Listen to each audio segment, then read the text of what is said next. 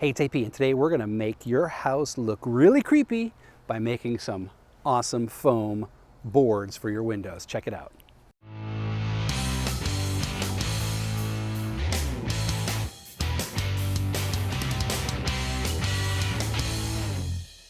Now, if you watch the channel, you know that I'm a big fan of Halloween. I love everything about it, from the decor, from the costumes, to the makeup, to the movies. It's the most magical time of year, and I can't get enough of it. And this year I decided to up our Halloween game by transforming our house into a nice, lovely Center Hall colonial, into a creepy, boarded up, zombie-infested palace. Okay, well, I don't know about the zombie-infested part, but at least it looks like we're trying to keep the zombies out of this joint, right? Nothing says creepy house like boards on the window, and this is an easy project to do. Took me about a day and a half over the weekend and didn't require a lot. Some lumber, some foam board from the hardware store, glue, screws, and of course, paint. So let's rewind, head on down to the shop, and I'll show you how I made them. The whole point of this is to make these modular and easy to install, so I'm going to leverage the hinges that hold up my shutters to use as a ledge to hold the frame for the boards. The frame is in essence a pie symbol, so we'll just call them pie or pie pieces. The top is long enough to span the width of my windows and then some to sit on the hinges, and the legs of the pie are long enough to cover the height of the windows. Because I have functioning shutters, I'll need to accommodate the space with a 1.5 inch spacer. Otherwise, the pie legs will angle up and point outwards.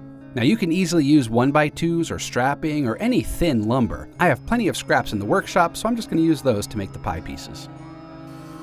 If you're using dimensional lumber, this should be relatively easy. Since I'm using scraps, I had to make lots of adjustments on the table saw to get the sizes I needed. I will say though, if you have scrap wood, use that, as it will add to the creepy factor here, especially if it's painted and damaged already. All right, all the lumber has been cut, and I had enough scrap to do all the windows. So next I'm going to take my pieces and glue and screw them together with just some regular wood glue and some 1/2 inch wood screws. And it's just gonna go like this. Can you see that? It's pretty tall. There you go. And then the styrofoam wood boards will go across. So let's go do this. Oh man. Also, make sure you're wearing eye protection when you're in your wood shop, because my contact lenses are now covered in sawdust and I can't see anything. Woo! Okay. Since the wood is relatively thin, I drilled pilot holes in first and then screwed the spacer to the top.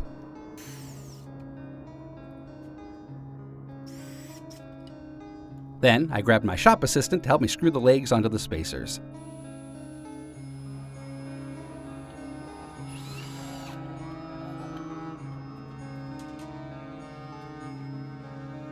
Now we have our pieces of pie.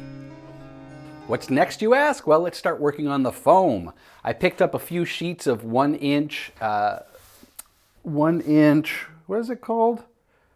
Foam sheets, 1 inch foam sheets. They're 4x8 sheets. They're rigid foam. They're good for, in exterior use. They're also great for projects. I used something very similar. I think I used the 2 inch thickness last year for my gravestones, so check out that video down there somewhere. But we're going to use the 1 inch foam because I don't need 2 inches, and the 1 inch is perfectly fine. And it's light, and that's what we're going for. We want light, modular, but with a realistic kind of look to it. So I'm going to use the blank side to do my painting on because it's just easier than having to try to cover up all of the ink here. And what I'm going to do is I want to add some wood grain to the foam. And to do that, I'm just going to take a regular old-fashioned Phillips head screwdriver, and I'm going to scribe down the side, just kind of some squiggly lines, some uneven lines to try to get that feel of wood. And when it's painted and highlighted, it's going to look really nice. And this is good because it has kind of a blunt end to it, so it will indent really nicely. If you have a kind of a heated tip, foam cutting tool, you can certainly use that as well. But I'm trying to keep it simple for this, plus my foam cutter is broken right now. So I'm using the old-fashioned tools. And the key to a good look here is inconsistency in the lines. Look at any piece of wood and you'll see that the grain is all uneven. Typically, you'll have knots within it, so don't try to be a perfectionist here. Try to be between perfectionist and messy. So whatever that middle line of perfectionism and messyism is. All right, let's do it.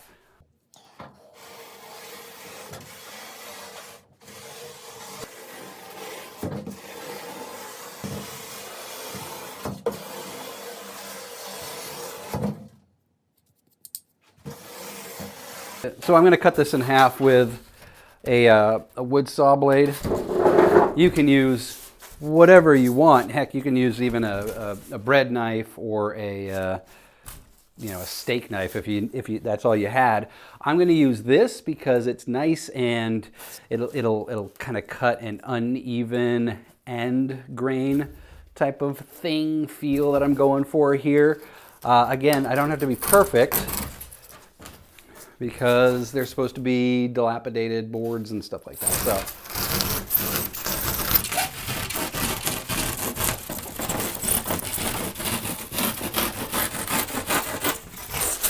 So there we go. Look at these nice, uneven, ugly ends. Look at how ugly those are. All right, and I'm just going to cut these down into variable thicknesses. So I'm going to do some 8-inch, some 6-inch, maybe some 4 inches, just again so we have some kind of cool dimensioning happening on the windows. For that, I'm just going to do it on the table saw. Again, you can use whatever you have: a steak knife, a bread knife, a whatever kind of knife there is. So actually, before I head over to the table saw, I did something really cool. So I have this wire brush, and if you take this and run it down from top to bottom, oh,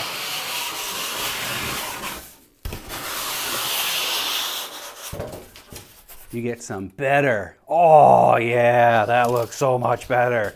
All right, so use the screwdriver and then use a wire brush, if you have one, to get even more dimension to this. Oh, I'm so glad I found this.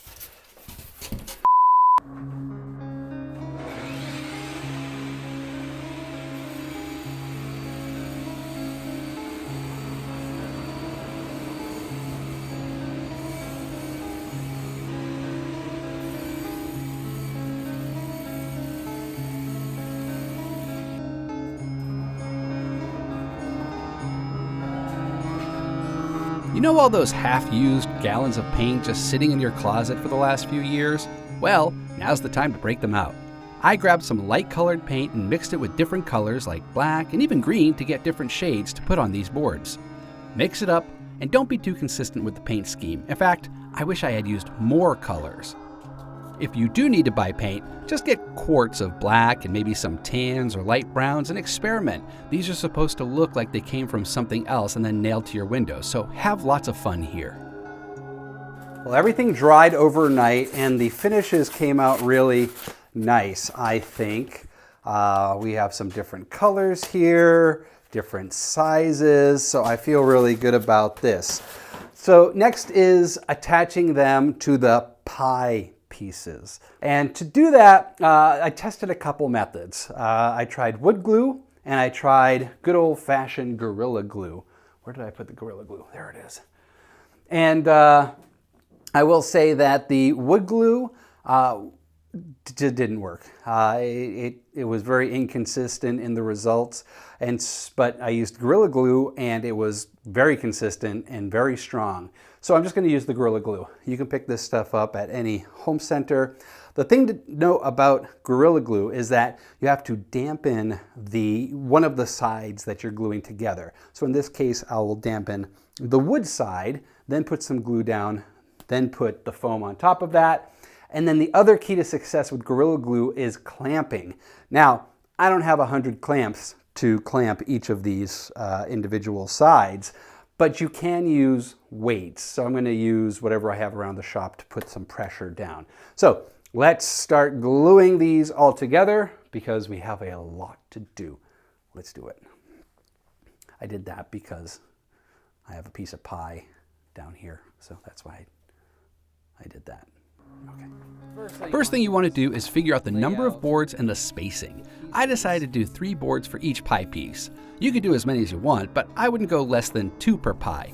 I used a wet rag to dampen the wood, added the glue, and just a call out here, you don't need to go crazy with it. A little bit goes a long way with the Gorilla Glue. Then I just found some heavy-ish boxes around the shop to place on top to act as clamps. All right, time to hang these bad boys up.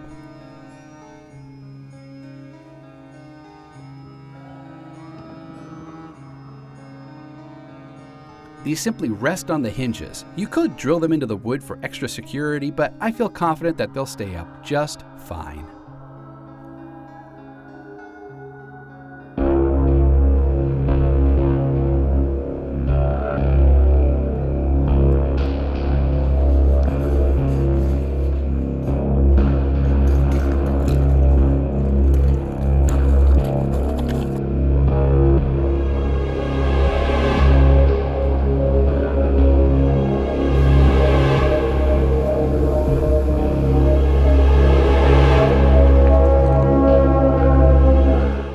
These just add a level of creepy to our Halloween decor that I could possibly be happier with. And they complement the creepy Dementors from a few seasons ago very nicely. If you want to know how I made those, check out the link below. Now, if you have aluminum siding or vinyl siding, there's a video that I'm going to leave below that will educate you on how to create hooks that you can kind of slide in under the siding so you can hang something like this to your vinyl without damaging the wood. I lucked out because I have hinges that these can rest on very nicely. But in your case, you might have a different style. You might have shutters that are actually attached to the vinyl without hinges. So watch that video, learn how to make the hooks, and you can pull this off as well. If you like the video, make sure you give it a thumbs up, hit that subscribe button, and share it with your friends. And check out the cool videos that are probably sitting right here right about now, because there are some really cool Halloween projects that you can do in a weekend or two. Thanks so much for watching.